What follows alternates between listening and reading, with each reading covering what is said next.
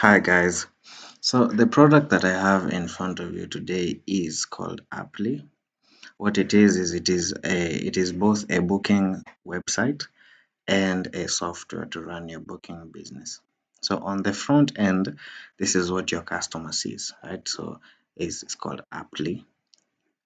Then when they say they see your business hours and they see your services and they see the footer. So this is the front end of it. This is what your customer will be using to make bookings, to pay, to see about your services, in future to review your services. So that's what it is. So there are two sides to this. There is the side of the customer to book, and there is the side of your business to run your business. And I'll show you both parts. So the side of the business, we can call that for now. And on going to this video, we'll call it back office. So we'll call it back office. And then this interface for the customer to operate with, we'll call it the website. So there's the website and there's the back office. Right, so now you can see there's not much right now, but I'll show you how to set up everything. I'll show you how to set up services, staff, business hours, all that good stuff. Let's go. Let's go to login. So this is where your customer would log in, but I'm just going to go in with a back office account that I already have made. Right. Now, once we log in, you will see that we are presented with this dashboard. So here we can see the reports. Don't worry, not everybody can see the reports. As you can see, I have logged in with Super Admin. So not only are there two sides to this software, there's also a hierarchy of levels, and each hierarchy determines what someone can access. So, for example, you have what a staff can access, you have what a receptionist can access, you have what an admin can access, and you also have what a super admin can access. And when you log in, it will show you your role on the top right. So, my role is a super admin. That's the type of account that I've logged in with. I haven't already created it. Right, so you can see there are a bunch of reports over here and they're all zero because we have not done anything. This is a fresh application. This is a fresh installation. Right. So now you can see there's a bunch of tabs over here. So this is a page and these are the tabs, right? And if you want to log out, just log out. Right, so let's scroll down and the first thing we're going to set up is the services. So let's click on services. Let's click on add new service. Of course, I'm the super admin, so I can add services. Not everybody can add services.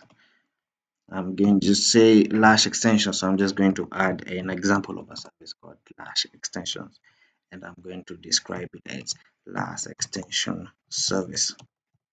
Now you can be more descriptive with your description, of course. This is what a customer will see, as I'll show you later on. You set the price. So for example, this Lash service costs 4,000 a session in Kenyan shillings. How long does it last? So I can say that it lasts for, I don't know, 60 minutes or about 1 hour and 90 minutes. Category. So you have all your services are under certain categories. So here what we can do, we can add a new category and we can say this is our beauty category. Let's say you have an establishment that offers all beauty categories, beauty services such as lashes, nails, hair, and then you also have another section where you offer spa services. So that can be a whole category in itself. Right, so we've just created our beauty category. We selected there. Payment rules. So this is an important one. Payment rules define what is the barrier to booking your service, right? What is the barrier for a customer to booking your services? Maybe you just want your website, your front end, as we discussed earlier, to just filter out and get you the serious customers. The customers that are going to book, the customers that are going to book and show up and pay, right? So in that case, you would put upfront deposit required or even full payment required. For now, let's just put upfront deposit required. Upfront deposit amount is going to be 3,000. And then let's go to select media. Now this application, as I'll show you, it has a whole media library. So you can manage your media as service. You can display or portray or demonstrate a service. You can really do as much when it comes to your service in the way of marketing, right? So here I'm just going to add a new media type. I'm going to upload these images that I already had, such as that. And then every image has a caption, so it will help you. You'll end up with a lot of images in this software, and you will want to filter them. So this is how you filter them. If you put captions and you put tags, slash, and then I can say beauty, so on and so forth, upload. Now once I've uploaded, I can select. As you can see, the moment I have on this image, I have delete and edit options. But for now, I'm just going to select it and then done. So what have we done so far? We have put the name, we have put the description, we have put the price, currency, duration of the service. We have put it in a beauty category. We have said that this service, to book it, you have to pay a deposit of 1,000, and we have selected media. We can of course select multiple media for it. In fact, I'm just going to add the next media right there, lash extensions, since it falls under the same category, lash beauty, right? Upload, wait for that to upload, and then select that too. Done. So now I have two media items selected. Save. Now what have we just done? We have created our service, and I'll show you that this service will be displayed as at the moment we go back to the front end. Remember, right now we are in the back office. This is where all the managerial, administerial, business operations go on, right? Now, the next thing is to put our staff. So you can't have bookings if you don't have staff. I mean, who are they booking the service from, right? And you can't have a booking. So let's just go step by step. Add a user.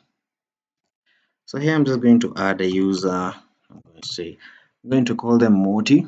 Now I have two sort of temporary email boxes right now, and I'll show you what they're for in a second. But first of all, I'm just going to copy that email, put it here as my email address. So this is a staff user that we are just inputting right now. So the service 1234567 8, that's their password. They're going to be staff users, right? And then we can just select one of the numbers right there, then create that user. That's going to say user created successfully. So what have we just done? We have created our user, we've given them a name, an email, and we have written their passwords, which we can share with them, and then they can change their password to their liking later. Now, that's the first step. We have added our staff user, right? The next step is, what services does this staff user provide? Right? And then that's when you're going to select lash extension. Remember, we have just made this lash extension service earlier on, so we save that. So we've just defined this our staff here called Moti. We've just said that they can provide lash extension service. The next thing we're going to have to do is to set up their schedule. So when are they available? And you can't say when they are available without first defining when the business is available. So that's the next step. We're going to go to manage business hours. As you can see, a lot of them are already input for us, but we can just go and adjust a few things. So here I'm just going to say I'm available. The business, sorry, is available until 10 to 5 p.m., right? So 10 to 5 p.m. That's the business availability times. Monday 9 to 18, and you do have business breaks, so you can say, okay, we go to break at lunchtime, so no one can book on lunchtime, so you can put your breaks right there. Sunday, Monday, all the days, right? And then save the business hours. Once that is saved, now we can set the schedule of our staff right here. Moti. Set the schedule. Of course, you can see there's a red here. Why?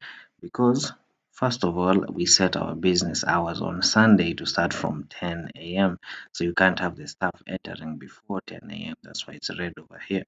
There is validation for the schedule input. So for example, here if I were to say that, oh, this staff will actually get out at 8 p.m. So you can't have that because the business closes at 6 p.m. So can't be sticking around till past the business is there. So you save your schedule, and you can also add their breaks in right there. You could see right there we had breaks, so you can add a break. You can say, okay, this staff is available from 9 p.m. to 6 p.m., 9 a.m. to 6 p.m., but they are scheduled to take a break somewhere between 12 and 3. Yeah, that's what you can do. Once you save your schedule, you can now view their calendar. So you see, this is a calendar that shows this, that shows you visually when the staff is available. So here you can see 10 a.m. to 5 p.m. and then on the other days they are available from Monday 9 a.m. to 6 p.m. and so on and so forth. You can also go through weeks, right? So you can also go through weeks like that. So next week, the other week, the other week, the other week, and then you can just go editing as you wish. Now we have set up our service, we have set up our staff, we have set up their schedule, and as you can see, there's this roles thing. So we gave them the role of staff. So here things work in terms of roles and rights. So a role has rights, right? So a staff role has rights. I will show that all of that later on. But first of all, we have what is necessary to at least make a booking. Before we go there, let's first go to our email inbox. You can see already once we created our staff user, they received an email over here called staff onboarding, right? And it is from us. And what does it say? It says, welcome on board, dear Moti. As part of joining Aptly, your account has been created on Aptly, the company's booking software. Go to, this is a link to their portal to access your portal. Use your email, whatever you typed into their email, and the temporary login, what they are going to change later on. So here you can actually see that I put 2 8s. It's gonna be okay. Now, what's the next step? The next step is for your customer now. Let's register the customer. Let's register a customer. For this customer, let's just say they're called Mumbi. Instead of just guessing an email, let's go to our second email inbox, copy that email, put it right there, and then I'm just going to put password for them, and then create account. Right, so I've just created my customer account, and as you can see here, there's already an email that has gone into their mail. And what does it say? It says, welcome to our booking platform. Yeah, so your customer receives an email the second they sign up, right? And as you can see, this is a service that we set up before. You can scroll through the pictures right there, and we can click on it to see more information about it. We see the description. So this is why I was saying that you should be more descriptive with your services, not like what I've done here. This is meant to be like sort of think of it like a landing page for your service. So when someone wants to know more about your service, this is like their landing page for your service. So here you have photos. You can have many photos. As you can see, you can have multiple photos over here. Not just photos, but as well videos.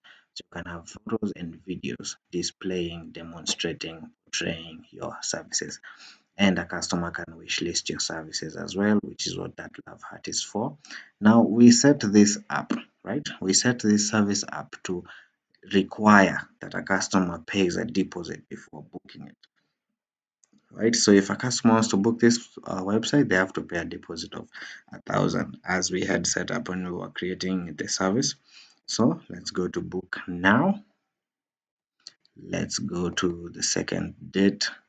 Now the second date here, you can see there are some slots that are made available to us. So let's say we want an evening session with Moti, and you can see we can select staff right here. We can select the staff.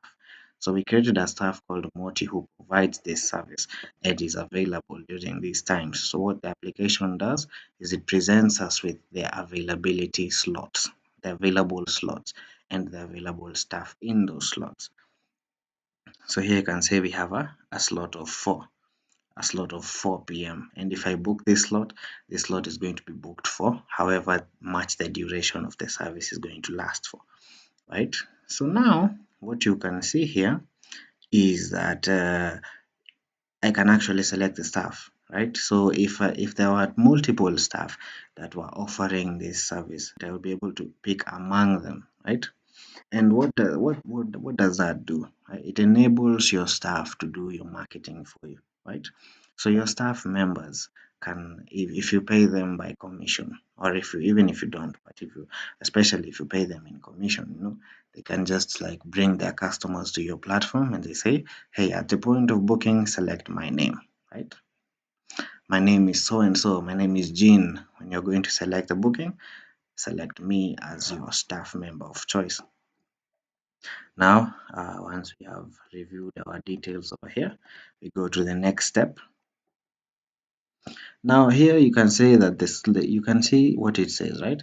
Slot is locked. What does that mean? It means for this amount of time, and there is a countdown here, for this amount of time, nobody can select this slot. So I have this slot for this amount of time. I'm guaranteed that if I book now, I will have this slot. Right, so that happens if you have like high traffic to your website, people are booking, or you have a particular time where people book the most. This will make it sure that there are no conflicts in those bookings. Right here it displays our information right there, ready to book. We can apply voucher codes if you have, so you can give your most loyal customers voucher codes and they can apply and they can get some amount of a booking. Now create the booking. Now we are brought to a payment window. Now, as you can see here, we do support payment methods such as M-Pesa.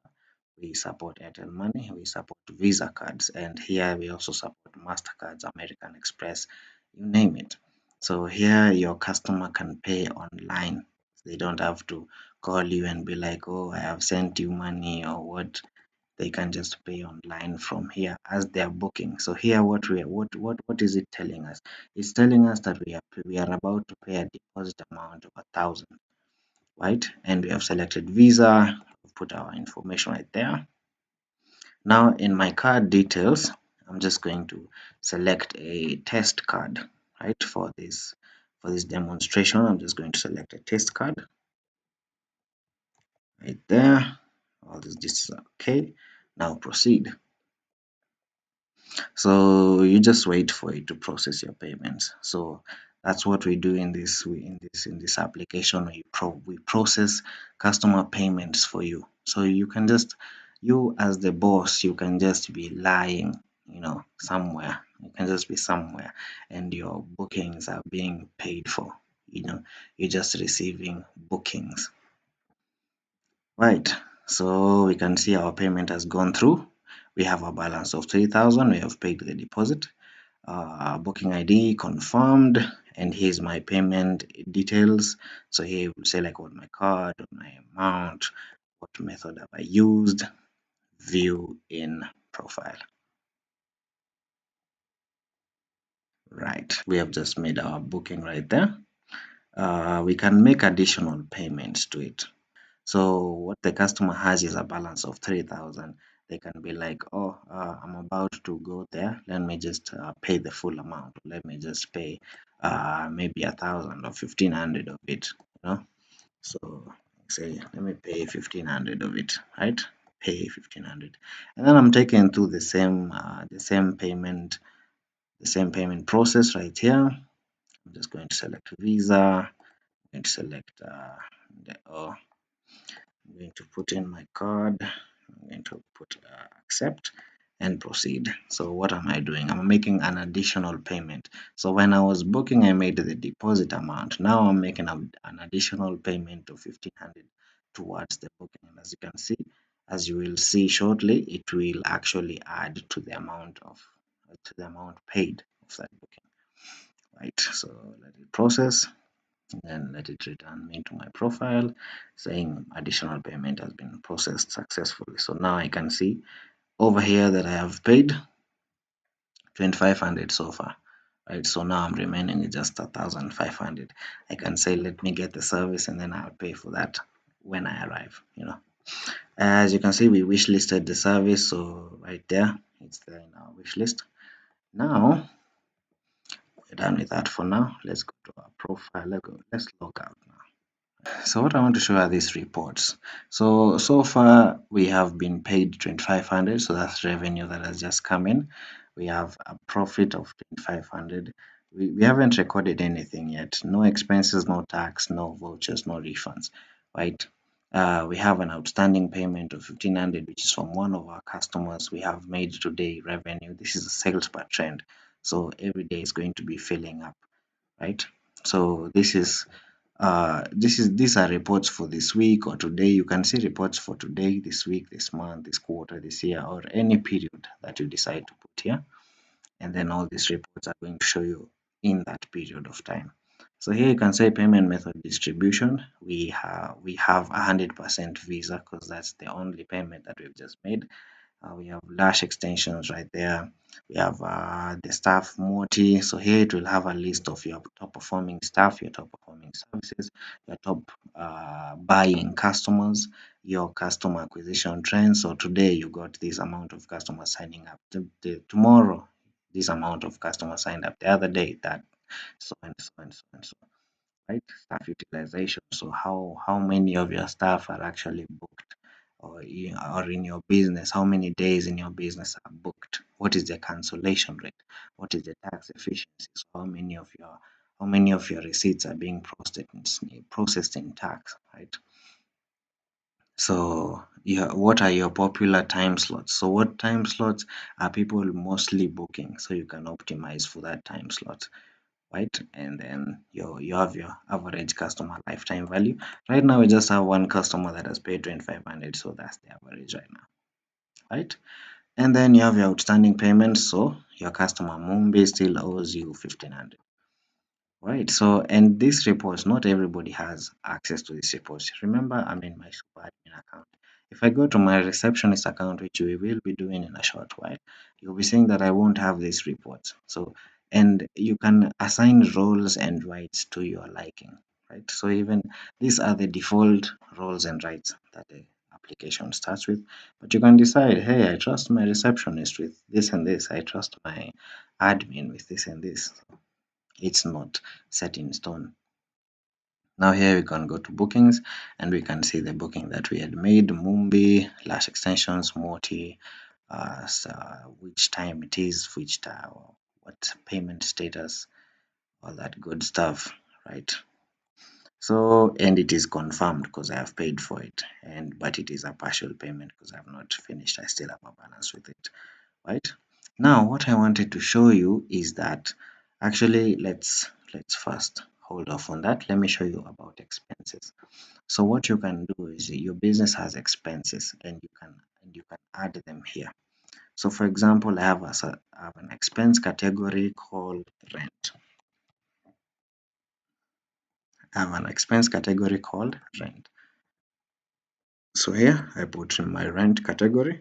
Let's say my rent is 20,000. Let's be conservative about it. Rent as a description, add expense.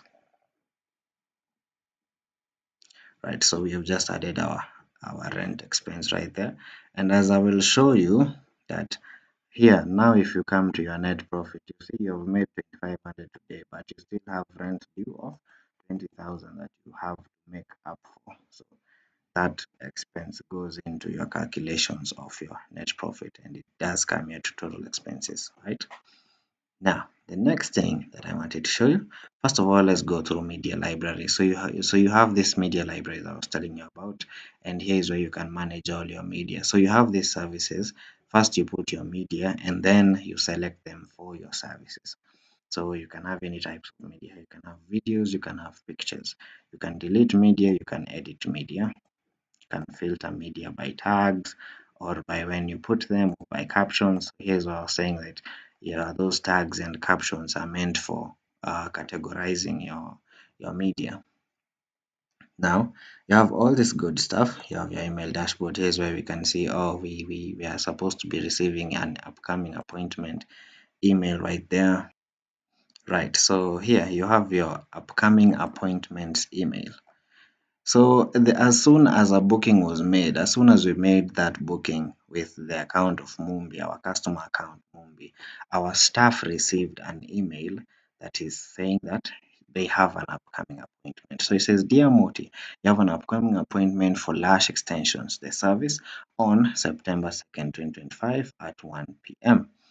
And the what exactly is the time zone, so that they can know, in case you do have out of the country customers.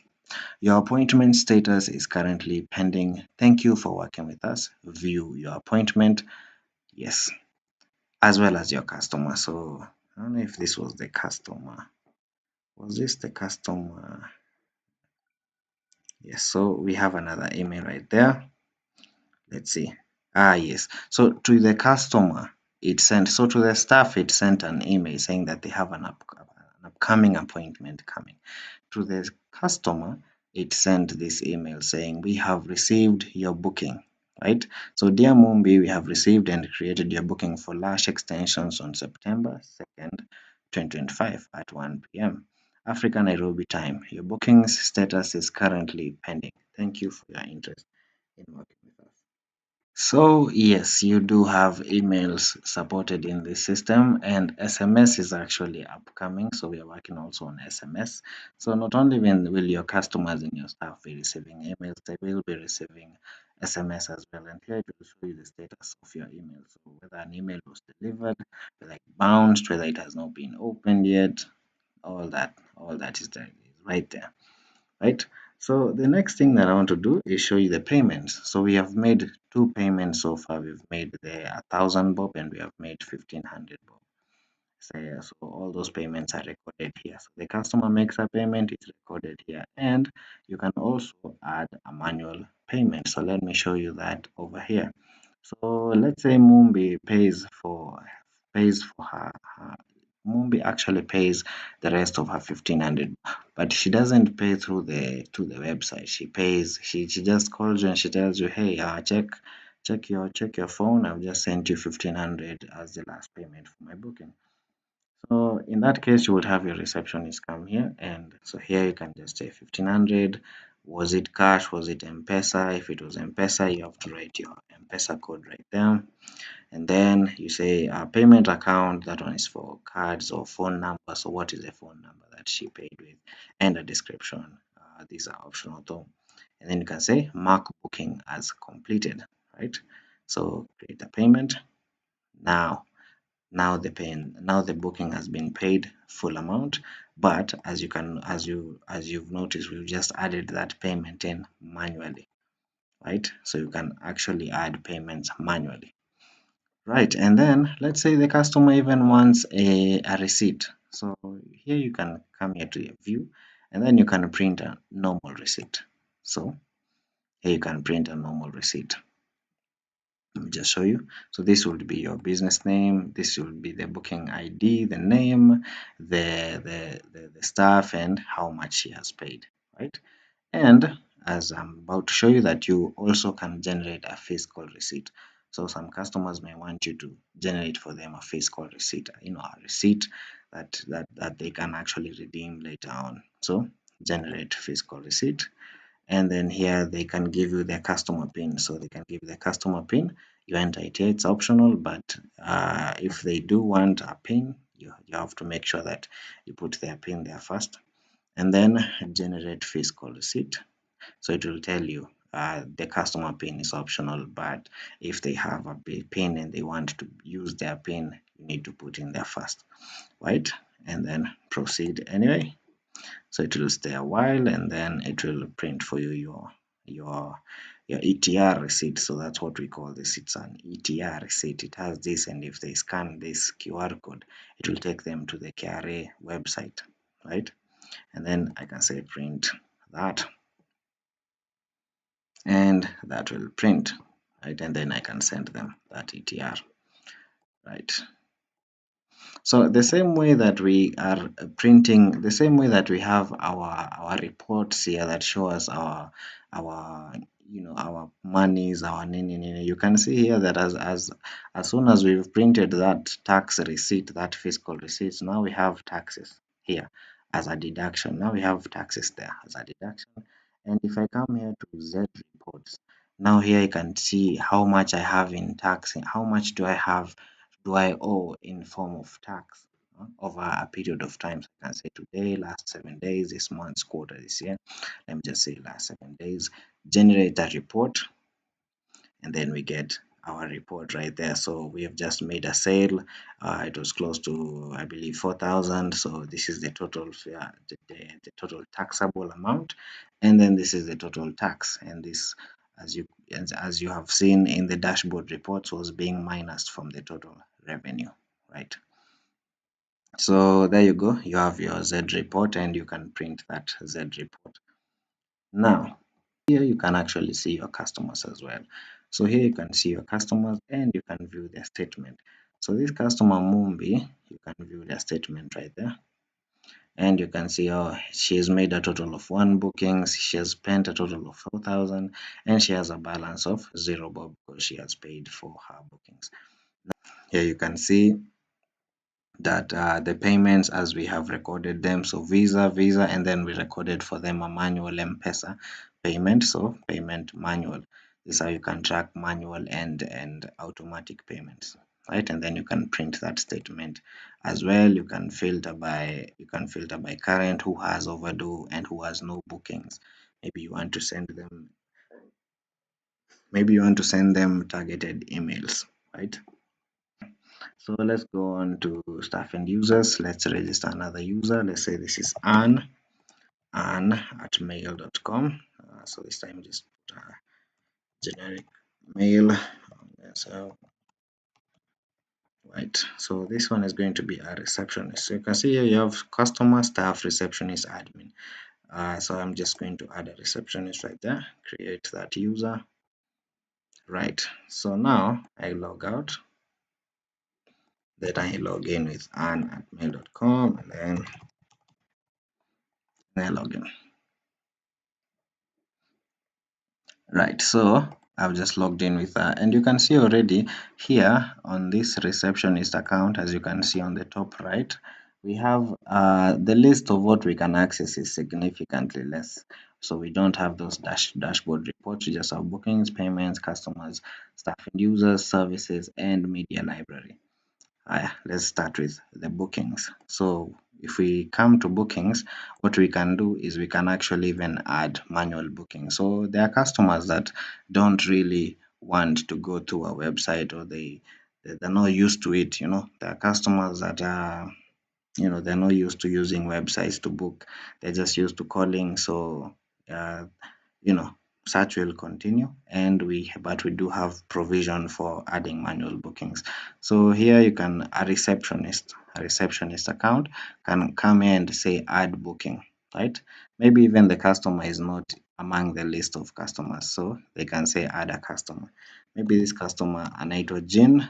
It's called Jean, and then Jean@mail.com, and then she's just going to set a password for them, and then the phone number is optional, and they can only register customers. So a receptionist can only register a customer user. They can't register another staff or receptionist or an admin. They can only register a customer. So they're just going to register that customer right there. So you can see here selected Jean, and then I'm gonna find a service, so Lash extensions, right?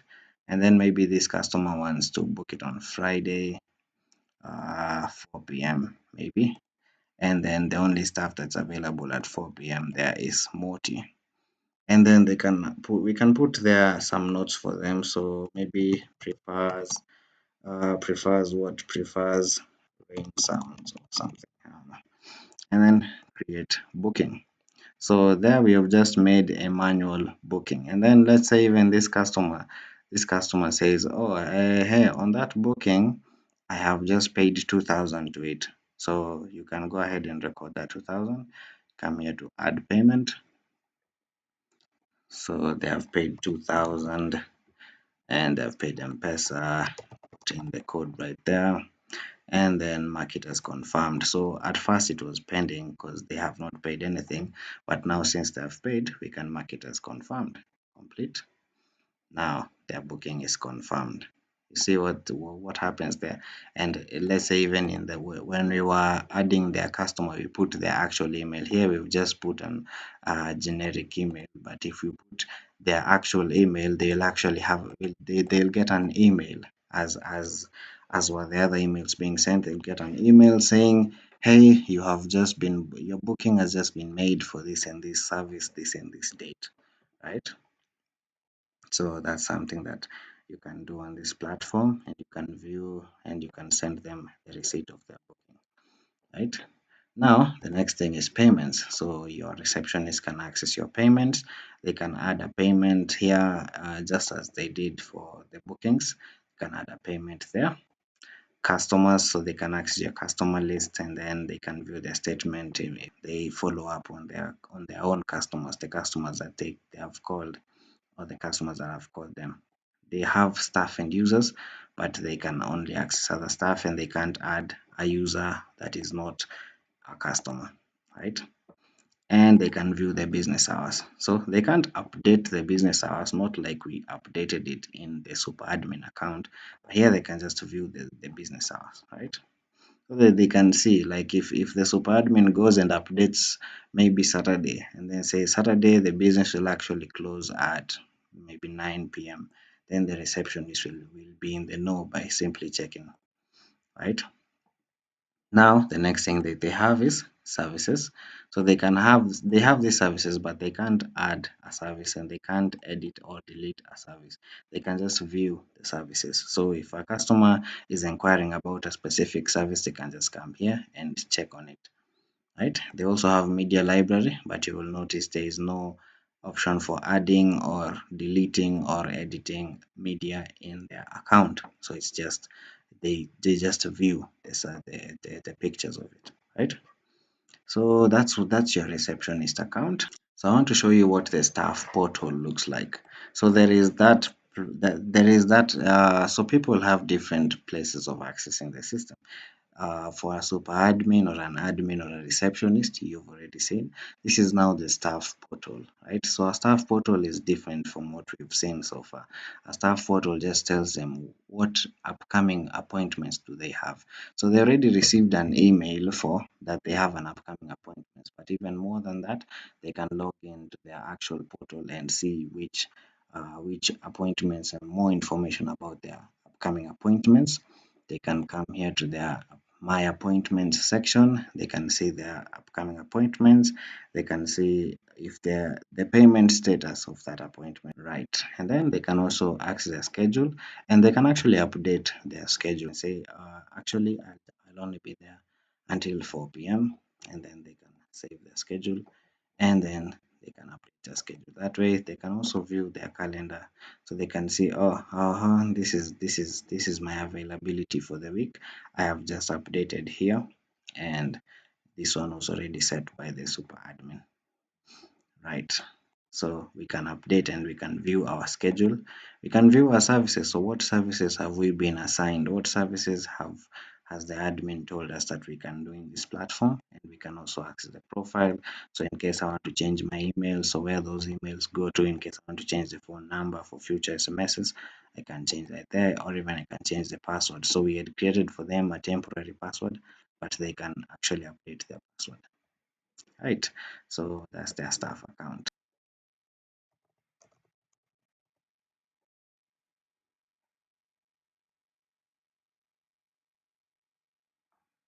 Because I wanted to show you what a cancellation goes like. So you can they can of course reschedule they can reschedule their own business, their own booking. So if they were like, actually I'm going to be coming at 11 a.m. or at another time, they can reschedule right there. Or they can say cancel. You sure you want to cancel this booking? Yes. Let's see how that plays out. So now let's add in an admin account. So far we've seen a staff account. Let's say this is Josh. This is Josh at mail. 'Com. This is and then this is an admin. So we're adding an admin account, and then we're going to log in with that admin account. So Josh at mail.com 545678, log in. Right, so this is the admin account. Let's see, so we can access this, but you can see we can't access those emails. We can't access a lot of stuff actually. We can access the bookings, for example. But let's now see what do we do in the case of a cancelled booking. So what you can do when a booking is cancelled, you have this handle cancellation button. And there are two ways that you can handle that cancellation. You can either give them a voucher of a certain amount, or you can give them a refund, or you can give them a percentage off on their next booking. So let's go with a refund, for example. If you give them a refund and you say they paid 2,000, so we are going to refund 2,000, and then let's say we refund that amount, and then we say these others are optional. Confirm. So you've just recorded a refund there of 2,000. So we've just done this refund, and they receive an email on their end saying that a refund of 2,000 has been processed for them, and then they'll get that 2,000, right? But from your revenue, it will decrease by 2,000. So refund deductions 2,000, right? So that is a refund that has just been, and you can see the status has changed to refunded. And when you go here to refunds, you can see the refunds that you've processed, right? So you've processed this refund, the customer was Jean, the amount, the time that you did it. Yeah. Now, the next thing that I wanted to show you is vouchers. So you do have the option of vouchers right there. So the customers called, they've said, actually this booking is cancelled, right? So what will you do in that case? We come here to handle cancellation. We've covered refunds, but what we haven't covered is vouchers. So they paid 1,500. What we can do is we can actually give them a voucher of 1,500, and then you can say this is a cancellation redeemable voucher, right? And then once you confirm, now they have this voucher, and then I've just copied. So there's this voucher code and it's for 1,500. I've just copied that voucher. So we are here in Mumbi's account, and I just wanted to show you how to redeem that voucher. So we created a voucher for her. So here we can just put it and apply it. So here it says that we have applied a voucher of 1,500 towards this booking of 4,000. Let's create that booking. Now you can see what it says. So we have redeemed a voucher of 1,500. We are remaining with 2,500 out of the service fee of 4,000. So let's go ahead and make the remaining payment. For my card number, I'm just going to use that card and proceed.